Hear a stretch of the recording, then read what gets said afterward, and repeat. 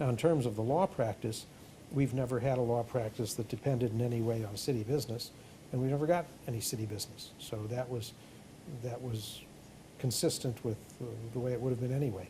What we have on occasion had is people who've come to us with disputes with the city that they recognize they could not settle any other way but through litigation.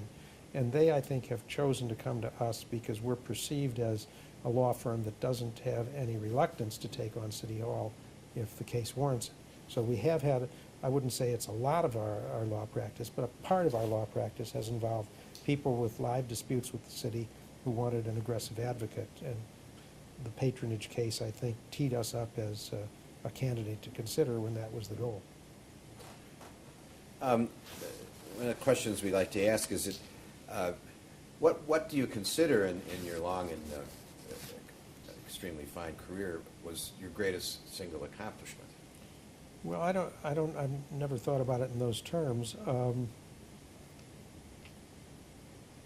I think the most important contribution we've made, and I don't view this as a solo endeavor. There are a bunch of lawyers, Roger Frost, Dick Johnson, Robert Plotkin, and lots of people who've worked with them who've been involved in this. Paul Lurie, who's my co-plaintiff, who never gets any credit, but he's one of the two plaintiffs.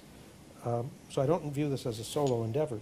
But I think the area of greatest accomplishment has been what's happened in the last 4 years since the Sorich, that's the watershed, because that laid everything out in public, including widespread disobedience of court orders.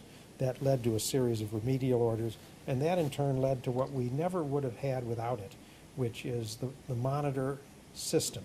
We have a monitor for the city, we have a federal court-appointed monitor for the city, a federal court-appointed monitor for the county, a federal court-appointed monitor for the sheriff, and we're negotiating with others that may lead to some more. So that, I think, is the biggest contribution. It's too bad it was necessary, but it's meant imposing a federal court-supervised independent agent into government hiring to make sure that the rules are followed. So I think that's the biggest contribution, and I don't know that we can claim credit for that. It's simply a product of serious violations of prior court orders by the city and the county. Well, sitting on the opposite side of the aisle throughout this has almost always been a person with the last name of Daley, Mm-hmm. although Harold Washington fought you fairly hard for a while Well, as well. Harold Washington was he claimed to be a convert to patronage reform, and I don't say that suggesting it's not sincere. I think it was. He's the only mayor I had spent any time with in connection with this case, and I did spend considerable time with Harold Washington and with some of his people in the 1980s in dealing with the settlement of the hiring phase of the case. And he said, famously said, patronage is dead and I've danced on its grave. Yes. And I think he was sincere about that. I think he'd concluded, both for ideological reasons and for pragmatic reasons, that it was in his interest that patronage be dead. The ideological reasons were that he was a reformer by the time he'd been elected mayor, although he'd come up through the patronage system. And the practical reason was that he wanted to be free of people who were senior managers under the prior administration who he could get rid of if they were policymakers or sufficiently high placed under the court orders. So he had an interest in seeing that the court orders that granted an exemption for firing for people who were policymakers, commissioners, deputy commissioners, and the like, he had an interest in seeing that power vested back in him. And after he became mayor and during the period before his death, there was a real improvement in how the city conducted itself. And wholesale political hiring and firing really had stopped. It came back to life with the re-election of our present mayor, Richard M. Daley, in 1989, apparently driven by this Mayor Daley's concern that he no longer had the support of the committeeman structure, the Democratic committeeman structure that his father dominated. You may remember they did not uniformly support him. Many supported Burke. Some defected to, when Burke ran for mayor, Alderman Yes. Burke. Others defected to Jane Byrne and supported her. And he lost in a three-way contest with Jane Byrne. The general thinking is that by 1989, when he was elected mayor, he and his senior advisors, people like Jeremiah Joyce and Tom Degnan and a number of others, concluded that in order to give him stability as a mayor and control of his future, he needed to set up a alternative political machine operated not through the ward committeemen who were not reliable, but reliable in the sense that they were not loyal to him, but instead operated through ad hoc political organizations that were created. And that was the new patronage system that arose under Richard M. Daley, with organizations like something called the Hispanic Democratic Organization, Right. which wasn't, by the way, entirely Hispanic, but it wasn't democratic at all. It was a multi-ethnic, multiracial patronage operation run for the benefit of Richard M. Daley. Tom Zak, who was one of the individuals who pleaded guilty, was the number 2 or 3 man in the Department of Water. He set up his own Daley political organization with 200 or 300 workers, patronage workers out of the water department. And there were several other separate outsourced, if you will, patronage operations run under Richard M. Daley that led to his clout list. And what Sorich went to jail for was tampering with the employment process, the interview and hiring and promotion process, in order to be able to allocate out city jobs to each of these independent, third-party run patronage operations using city personnel. So the system changed under the sun, under Richard M. Daley, and it changed into this ad hoc collection of political organizations, all loyal to Richard M. Daley, all doing his bidding in the electoral process, and all run through his Office of Intergovernmental Affairs under Robert Sorich. Right. So the system stayed the same, the process changed.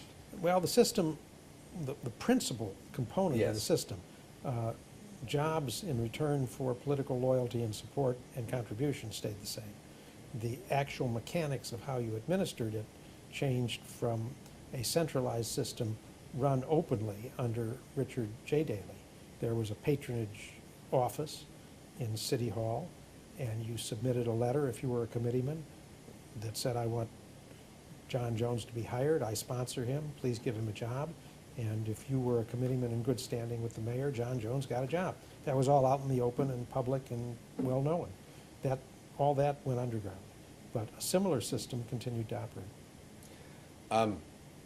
The Daley family has, a large part of this Chicago politics project involves, obviously, the Daley family, has been a dominant political force in this town for more than half a century.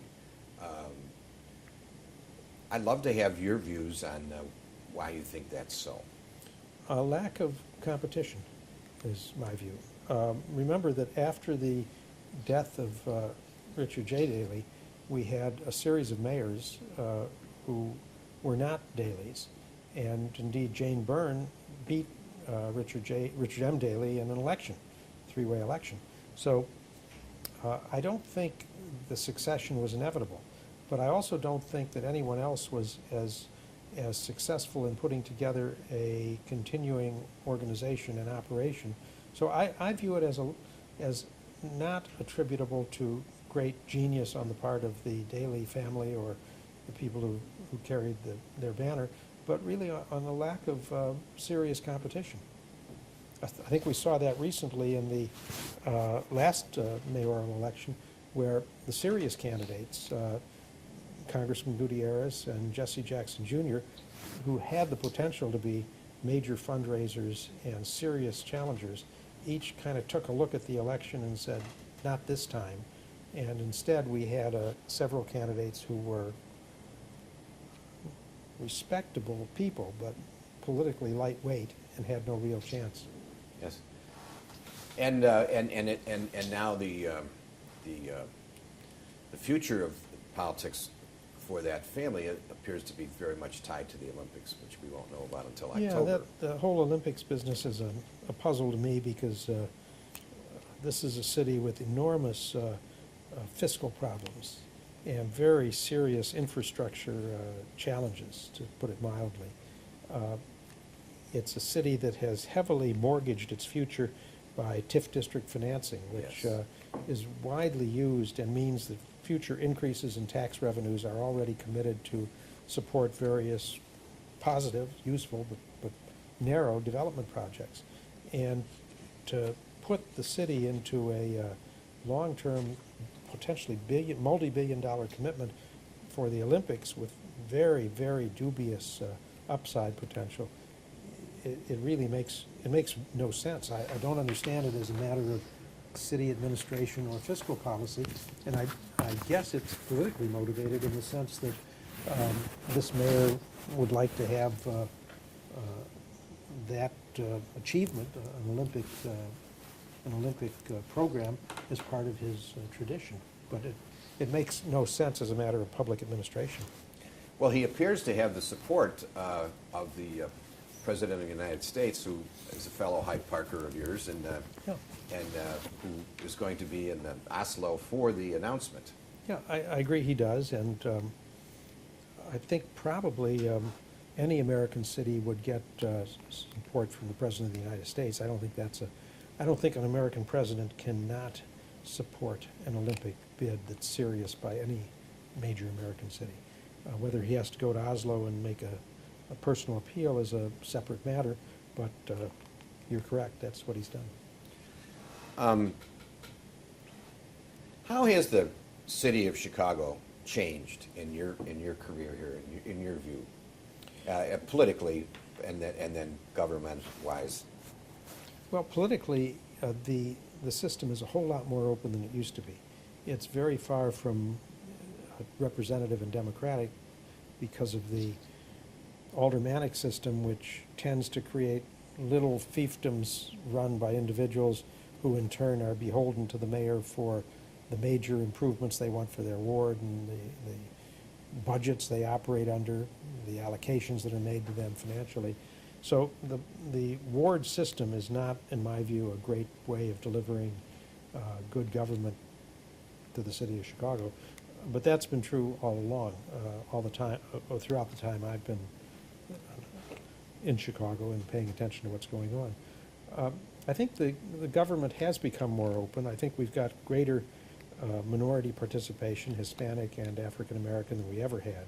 In the Richard J. Daley era, there was really no meaningful independent Hispanic or African American initiative. You were either part of the Daley machine or you weren't in office.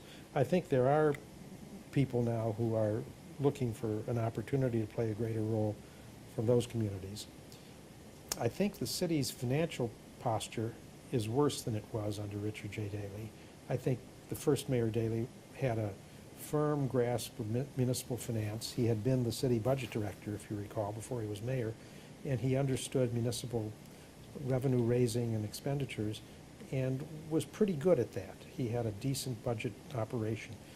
This mayor, as best I can tell, operates the budget system more emotionally. For example, the lakefront today is beautiful, but spending $1 billion, more than $1 billion, on upgrading Soldier Field and creating Millennium Park is a very dubious financial investment for a city that needs a public transportation system upgrade very badly, that has a road system that's chronically being repaired or breaking down, that has a very, very old and expensive sewer and water system with water main collapses, particularly in the winter, very common, that has a road system that's a mess after any serious winter has come and gone. There's a cosmetic quality about the present city that's attractive, and a underlying lack of maintenance that's very worrisome.